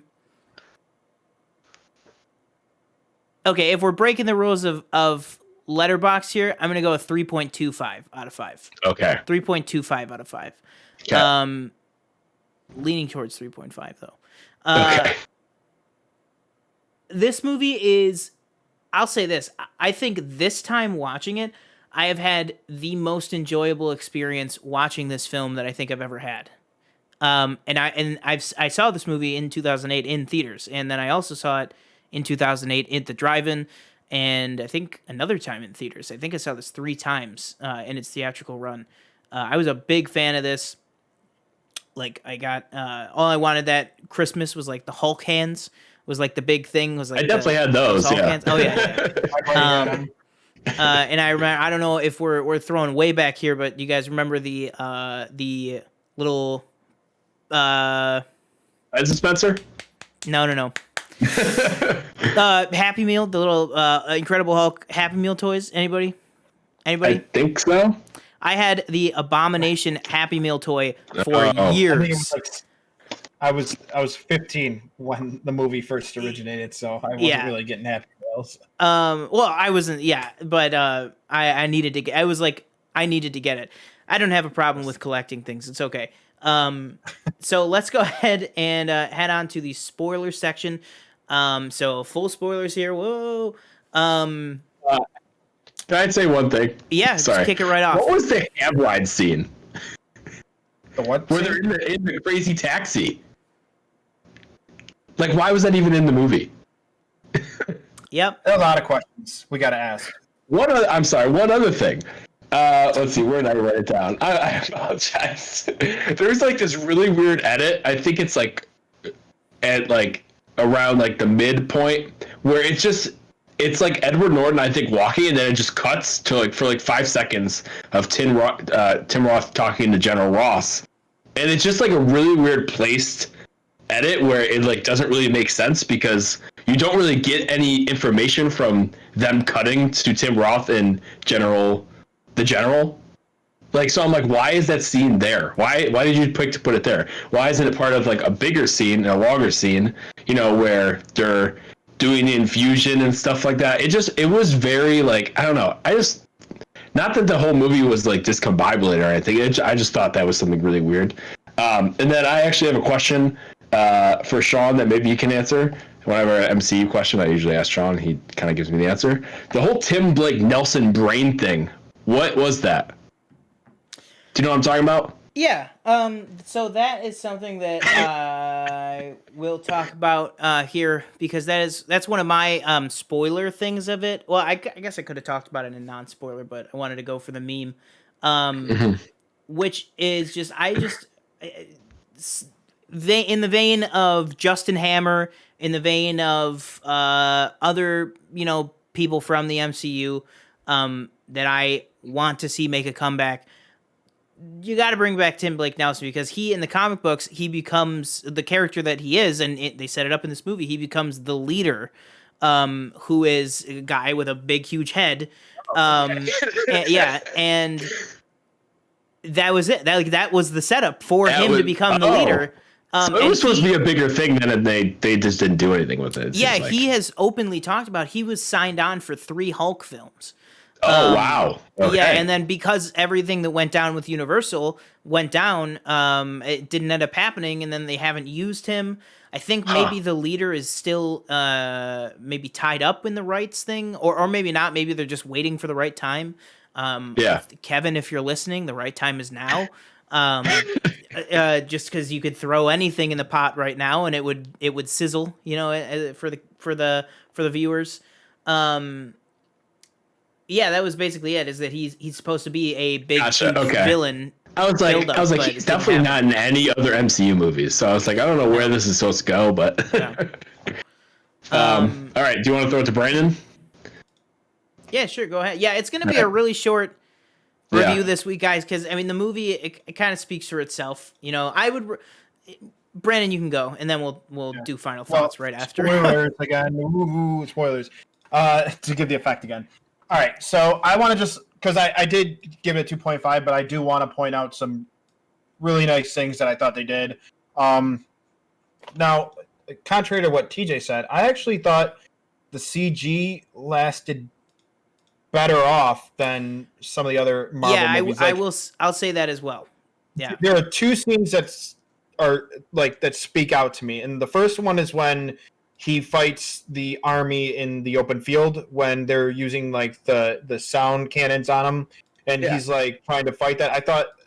I looked at that and I thought it was like seamless. I can see like why people would critique it, but like I still watch it. There are movies that I watch and I go, how did I ever believe that was even close to believable? But like there's that scene, and then the ending fight scene. I mean, the dynamic between Hulk and Abomination at least like sizes up well, and there are some it seems like it goes relatively smooth. Now to counteract that, there's a big gripe I have with that final fight scene, and that is that it is shot in the dark, and they use just the lighting of the street lamps and like the fire for the lighting of it. It is way too dark. There's a lot of chaotic stuff going on, and it just like it's hard to follow with the eye of what exactly is happening, and it really leaves a sour taste in my mouth when I'm like watching the ending of the movie. And that's why I think that I didn't like it as much as I would have with that like last ending bit. But like the CG I thought was pretty good. The acting was really good. I thought Emil's character was amazing. I thought like I look at him and I go like it's like William Dafoe effect. Like that is the bad guy. I look at him and I just see villain. And I thought the casting was really well done with him. Sorry. No, you can go ahead. You can. Just real quick. I just felt like Tim Roth's I wrote down Tim Roth's character confirmed idiot is when he walks up to the Hulk and goes, "That's all you got," and then he smacks him into the tree. Yeah. Okay. That's enough. Like I was like, that dude's dead. Like, yes, I like look at him now. He's like dead. But like it's just like Tim Roth. It's the bad position he was put in. Like he has to go up and say that. But like I look at Tim Roth and like the character of Emil, and I'm just like. Yeah. That dude is a bona fide villain, and I don't need to even think twice about that. But like, and I thought that speaks volumes to his portrayal of the character. And then just like the storyline, like we said, there's not much of an origin story. It sticks true to easily following Hulk's scenario, him getting mad. He gets the Natalie Portman effect of like Thor. It just like. They forget about this love interest that he had in his like solo movie, and when they progress him with the Avengers. And I mean, there's a whole bunch of change, and like we said, it's harder to get interested and invested in it when you know that Mark Ruffalo takes over and does a very good job. Yeah, like those Avengers movies, but like Edward Norton, not as good as Mark Ruffalo as Bruce Banner. I thought Bruce Banner was better, or Mark Ruffalo was better as Bruce Banner. But I mean, like I said before, I can still see him as Bruce Banner. He does play the character well. It's hard to compare you to Mark Ruffalo when you're dealing with someone who's been nominated like that and in lead roles, and even takes a supporting role and turns it into what he does in the Hulk. And I think is probably the best part of Age of Ultron. I mean, that was my favorite part, was the Hulk with a couple of his scenes. But I mean, we'll get into that in a different episode. Oh yeah. That's my reaction. TJ, sorry. I'm sorry. I was like looking through my notes and just stuff I wrote. I just want to remind you folks, Brandon and TJ gave it the same score. Yeah, I feel like I should go lower now that I'm talking about it. Well, like I said, there's a lot I can bash about it. I'm not just gonna sit here and worse. I want to get some good things. Quick, one thing I did like and one thing I didn't like. I liked that in the later MC movies that they changed the design of the Hulk. Did they not? I don't like the new design. Really? I liked it more than this one. I like this original design. Fine. I was gonna give it a 3, but like it's like I said, it's just compared to the other movies, the story lacks the strength and storytelling of the other movies. But Yeah. If we're talking the visuals of the Hulk, the actual CG character, Yeah. I think he's way too oily in this movie. I Yeah. like the look of Smart Hulk or Professor Hulk, whatever you want to call him. I think that's great. I hope eventually his arm heals. Spoiler alert for that movie. I just think it looks weird with the arm, but I get why. But I think his best look was probably for me. I think was Age of Ultron. I think that was the perfect mix of looking like Mark Ruffalo, but still looking a lot like the Hulk. I think in like Infinity War, I think they went too far with making the actual face look like Ruffalo. You know what I mean? Like, because when it's Smart Hulk, I totally get it. I totally get that they're more combined. It's more a mesh of the two. So it makes sense that the Hulk's head is basically just Ruffalo's head painted green, a little bit like wider. But I just thought he was too oily in this. I think the design didn't look enough like Ruffalo in the first Avengers. Just if we're talking the look of the character, I just personally think I like his look in Age of Ultron the best. Scored it higher. Yeah. So two. Oh, do you have something else? I'm sorry. I have one more thing that I just thought was that it was like they put it in there. I think to get to where they had to be was okay. So he's talking to Tim Blake Nelson's character the entire time on an encrypted network, and then he gets to the mechanic and he sends an email just like a regular email. It's like, yeah, of course they're going to track you. It's like, why are you being so, if you're trying to hide, why are you going to just send an email after you literally told the girl you're with, we can't use phones, they can track us through credit cards, your phones, everything. The only thing we could take is cash, which we had like, what, $20, and then we have a watch. And then he goes up to this random mechanic's computer and sends an email. Yeah. I want to make a joke, but I won't. It's like, I don't know. It's one of those things where it's like they put that in there because they have to get to the FBI finding them. You know what I mean? Yeah. Yeah, it's a last judgment from a character that you wouldn't expect it from, and basically, oh yeah, exactly, because he's yeah. I mean, the guy invents time travel. You know what I mean? Like, granted, it's like 15 years later, but I mean, we're talking about the same guy here. Invents time travel. I'm going to have to do a revised rating after this. Okay, so let's just go. So last two things we'll talk about in spoilers here. Just for me, just on a personal note, I think the best thing that came out of this movie, period, is William Hurt as Thunderbolt Ross. Obviously, we thought this whole movie was dead, and then in 2016 with Civil War, he came back, and then he came back with a vengeance because he has been on screen as this character every single year since Civil War. So, and seemingly no end in sight, because another Disney Plus project they're talking about is the Thunderbolts, which is he would have his own show. So, I think William Hurt is great in that role. I think they've really dialed in the character with his last couple appearances, and I really like the progression that, like, you didn't see him for 8 years, and it's like, what has he been doing? And with like the 4-second intro that he gives in Civil War, where he's like, I was mid-swing in my golf and I dropped, heart attack, and he was like, it changed my whole outlook on life. I'm a better character now. You know what I mean? Like, basically that's what, and I'm also Secretary of State. Deal with it. Like, he would be a good, I know they were talking about making Rhodey vice president. I think it would be cool to see Ross as president and Rhodey as vice president, and them two button heads. So that's just my last thing on the spoilers of what I liked about it. But the last thing I'll throw to you guys, it just completely slipped my mind.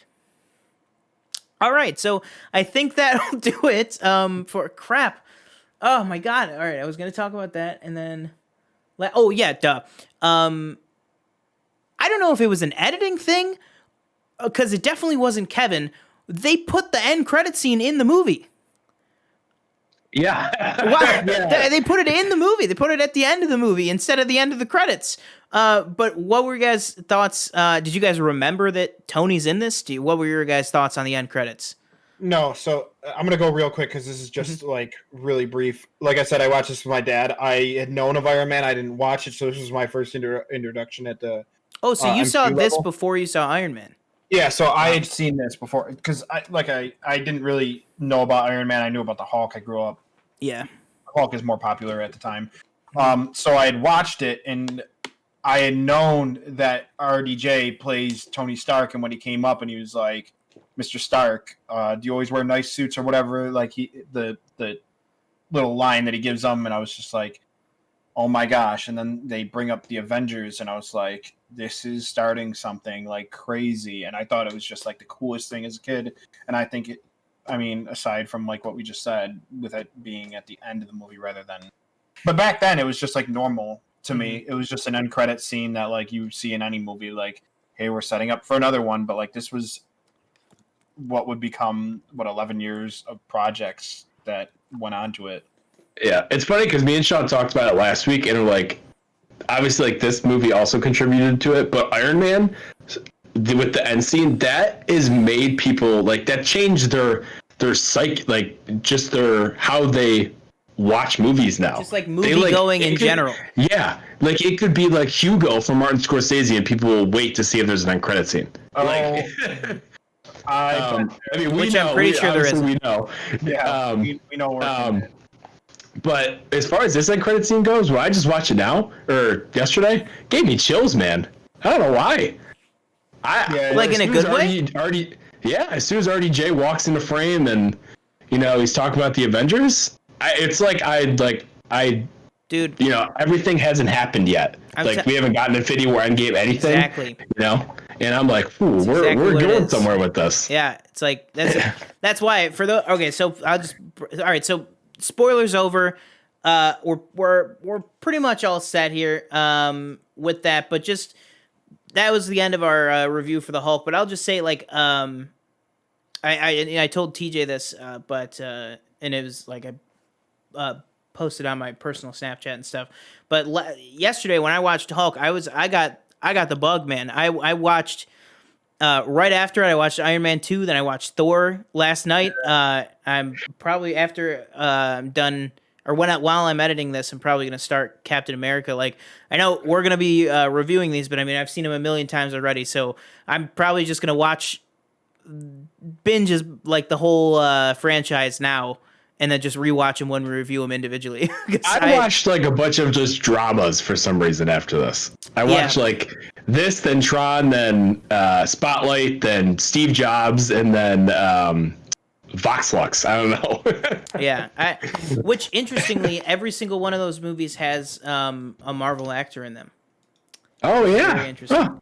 In terms of Spotlight, I don't care. I'm just gonna say it. Next week we're reviewing Spotlight, which is basically a Marvel movie on its own because almost every single cast member is in the MCU. Or in some of their cases, just Marvel in general, not necessarily the MCU, because there's a couple X-Men actors in it. But yeah, that'll do it for our Incredible Hulk review. So quick revised rating. I think I'm going to go down to 2. Okay, yeah, so he's going down to 2. That makes me feel better about giving it a higher rating than you did because I didn't bash it as bad as you did. Well, but also that's the subjectivity of film, right? Is that you guys gave it the same score, and spoilers for the spoiler review. You had 2 very different outlooks on it, which I just think is awesome. You know what I mean? That you can give it the exact same score. Obviously, you revised it, but still pretty similar scores, only a 0.5 difference. And you guys had 2 drastically different experiences. It just goes to show, how subjective film is and how cool it could be. But yeah, one thing we did not do is, do you recommend people watch this film?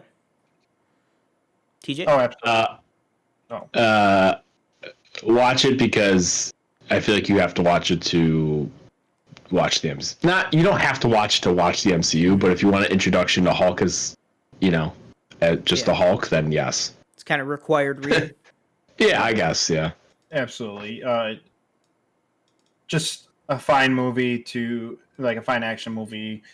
100 movies like it, but at least this has a character that you can relate to and follow along with, and just a fun movie is what I'll call it. It has its issues, but it's a fun movie at least. Yeah, I'd recommend it. Same exact reason. So yeah, let's go ahead and move on here to our final segment every single week, which is shooting the shit. Now, as many of you know, that's always our discussion topic, and this week we will be discussing something that is a discussion happening in Los Angeles right now with the Academy Board, which is should the Oscars, with so many delays and so few movies coming out, should the Oscars just skip this year? It's just gonna be a quick, what each of our thoughts are on it. I'll go first. I would say, I would say, in my opinion, I'm kind of torn. I think from a logistical standpoint, yes, I think they need to just make this year a wash, just skip it. But the thing that I'm torn on is technically this year did have movies. Granted, a lot of them were blockbusters, but maybe it's one of those things where you still have to honor what came out in this year, because it's kind of not fair to, like, all right, I'll just use this as an example. I was going to say Sonic, but I'll use an actual, possible awards contending film if it came out, towards the award season, which this year it kind of did, because there's only like a limited window where movies came out. So let's just say Gentleman, right? This is where I'm torn at. A movie like Gentleman should not be punished because other movies didn't come out. You know what I mean? Part of me thinks the Academy needs to recognize the films that came out in this year. Just because it's a smaller selection, that's not those movies' faults.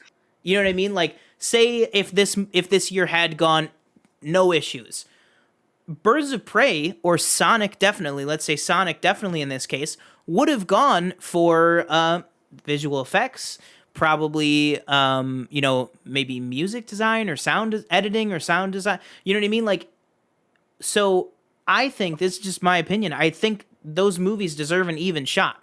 Or you need to say, okay, we're skipping the 2020 ceremony, but these select movies are still eligible to be nominated in that ceremony. Because I just think it's not fair to the films that did come out in this year to say, oh, well, you were just kind of early year fare. You'd never really had a shot anyways, so we're just gonna close up shop this year. That's just my take on it.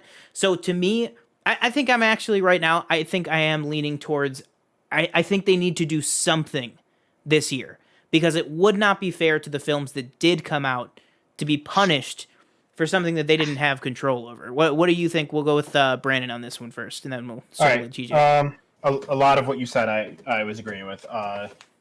As I'm processing it and as I'm going through it, me and my one friend had talked about the World Cup, because we had thought about, or the Olympics, and we had talked about, like, what would happen if, like, those were delayed. And we know that the Summer Olympics in Tokyo were delayed or canceled or whatever. And thinking about this, it's a different scenario. Like you said, there are movies that still came out, and you have to ask yourself, like you said, would these have had a fair shot at competing with a whole year of movies? And if you look at a movie like Gentleman, or if you look at other movies that did well, it's up to, like, viewer discretion. But I mean, if the movie's good, then don't try to bash it for, like, don't say, oh, well, it won in 2020 because there weren't a lot of, like, there wasn't a wide variety of movies to select from. But, like, if the movie's good, you can't punish the movie for being good. There are years where I feel like it is heavily skewed towards Academy season, like that whole, like, I don't know, like the set of months that are right before the awards. Oh, yeah. And they, like, heavily favor those movies, and it kind of leaves out a whole bunch of movies. So, like, it's the same. I think it's the same concept. Mm-hmm. I think you can look at that. You shouldn't punish them. You should definitely, before awarding those movies, it's that, like, complex in your mind that you shouldn't feel mad or annoyed that something is recognized for what it did well. And I feel like our society has kind of blackballed people that they feel are undeserving with like accomplishments that some people get. So I am definitely 100%, and I'm not even on the fence of this. Like 100%, they should have awards to the level of every year for the movies that had come out or that will come out, and if they do end up opening these theaters and the schedule is fulfilled and goes through. TJ? What if? I was complete opposite. I was like, they should just cancel it. Like, you know, Honestly, you guys I was kinda complete changed opposite until I started talking. You And can I like kind of convinced change my myself. tune on this. What if they just didn't? They got rid of certain categories for this year. Like what? Like, I don't Also, know. another That's great not up film. to me. Another great film too that we reviewed on the podcast a few weeks ago. Palm Springs. That's Palm a great Springs. movie. That No, I movie. was thinking. I was like, I haven't seen Defy Bloods, but I've heard it's really good. Invisible Man was good. I had a few problems with it, but it was a very good movie. Elizabeth Moss could have won Best Actress. She was great in that movie. Yeah. Jim Carrey for Best Supporting for Sonic. But that's the thing, though. But that's the thing. Arguments, though, not in a if Sonic came out last year, it would not be in any conversation with anything that it's an Oscar contender for anything. You know? Yeah, but that's what I'm saying though, is that but it didn't. Just because it came out this year, just because the field is slimmer, does not mean that those movies are allowed to be discounted. The Academy, this is like my thing on this, which is the same reason why, you know, it's something of like a lot of the talk of like Oscars so white, now Oscars so whack, like last year and stuff, that the Academy Awards to me stand for something larger in the film world, and that is that they have to acknowledge a film is a film. Their barrier of entry is to be released for at least 2 weekends in New York and Los Angeles. If a film has met that criteria, it needs to be considered on the exact same level as any other film, no matter what. That's why, you know, last year, Endgame put itself up for nominations. It had a 4-year consideration campaign. Same thing with, like, Logan. You know what I mean? Like, when Logan put itself out for Best Adapted Screenplay, James Mangold and Fox probably didn't think they had any chance of getting nominated, but then it did. Same with Black Panther. I mean, to me, I don't think it really... The film is a Best Picture caliber, but they put it up for Best Picture, and it got the nomination. I just think it's not up to the Academy to decide what is worthy of a nomination. You know what I mean? If only 5 movies came out that year, guess what? Those 5 movies should be nominated as your 5 Best Picture movies. That's just that's me. Yeah, that's I watched. No, I don't think the movie's terrible, but I watched Zootopia win some awards, and I mean, animated movie could like Sonic. I haven't seen it yet, but like I've seen things. I've heard reviews. I've seen reviews, but like if it's as good as people are telling me it is, like it is. I don't see why it would be a problem for it to win a Best Animated Feature. Because like if you talk, well, it's like not I said, animated. But like Best Picture or whatever. Like, I'm just saying, like, it is an idea. Like hypothetically, like anything could win a category. Yeah. Even if like a lot of people just like thought it was like a weird movie, but like it doesn't have many competitors. Like there weren't a lot of competition. There wasn't a lot of competition for a lot of these movies that end up winning. And if you're gonna say, well, like, and I said, like, you hold it that it came out in 2020, so is it a real Oscar-winning movie? Like, do you really consider it? Can you put it on the back of the box when you're selling it? What can you do with it? Is it an Oscar-winning actress in your new lead role of this new movie coming out? Like, but it was in 2020, so there weren't many movies. But like, I've seen movies that have been okay, and they've You even done- have stuff like that though with full years. Like look at things like Crash or you know, even older stuff that people just think, why did that win Best Picture? You know what I mean? Like that has no business being. People say that about the regular winners. So it's like you could be like, oh, Crash won Best Picture. Yeah, but it's Crash. You know what I mean? Like Sonic won Best Picture. Yeah, but it was 2020, and it's like that's fine. It's always going to be. Even if you win, I think it's just going to be, you're going to have an asterisk next to it no matter what. Look at Parasite. Look at Parasite last year. Well, but it's a foreign film. It's a foreign film. You can't win Best Picture. It's a foreign film. Yeah. I don't care. Joker was the best movie of all time. Like that freaking guy that sends me over the edge every time I think about or watch that video. It's like every single winner. So that's just to wrap it up on my, if you guys have like a final sentence or whatever you guys want to say, but just to wrap it up on my end, I just think that the Academy Awards have a responsibility to honor those films. Now, I kind of got away from the original question. Should the Oscars skip this year? No, never mind. I did not get away from the original question. The Oscars should not skip this year. Should the Oscars have a 2020 ceremony?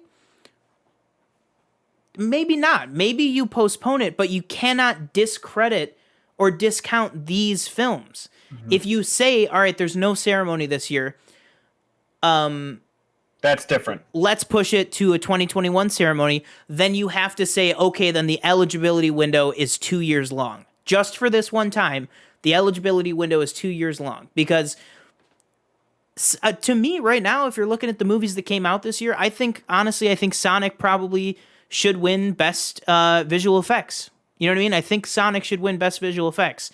I think it was better visual effects than Birds of Prey, and those are really the only two contentions. Invisible Man had good effects as well, but that's I think that's where I come down on it, is that you could skip the ceremony, yes, for safety, for viewership. Maybe there's just not enough to throw. Like TJ said, maybe like skipping categories.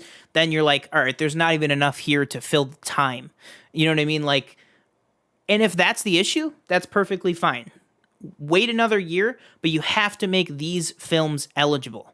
That's where I stand on it. I didn't want to do a rant today, but the Oscars get me heated. I think TJ.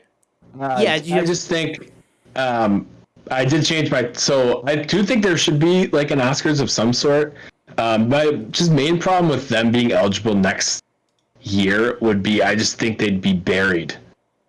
You know, like I don't even think they'd have a shot. Yeah, I think see, but that's what I'm saying though, is that if this year was the normal year, these movies would be buried. They would have no shot. But they need to have that no shot next year. They need to, you know what I'm saying? They need to have a shot to have no shot. You can't just say, you can't have, the Oscars cannot say, those movies don't have a shot. You know what I mean? You need to say. So nothing. I see what you mean. Yes. Like, it's not the Oscars' place to say, Sonic, you're not Oscar caliber. You know what I mean? It's like, if Sonic wants to try to get into a club and they're like, no, not good enough. You know? Exactly. Yeah. So that's exactly what I would say, is that the movies need to have a shot to have no shot. You know what I mean? They don't deserve to just be told, well, you wouldn't have had a shot anyways, so we're just not going to let you in. You know what I mean? That would be mine. So that I got more heated on that than I thought it was going to be. I really thought that was going to be a quick segment. Shooting the shit, you call it.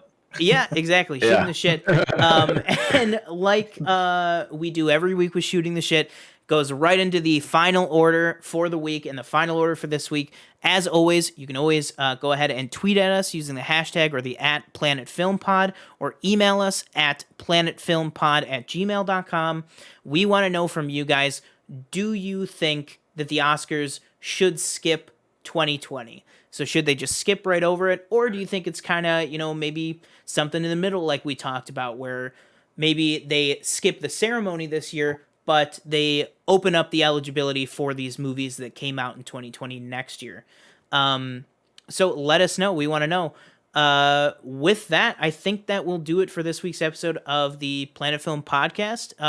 As always, like we said, it's our first with a guest. Let us know also how that went.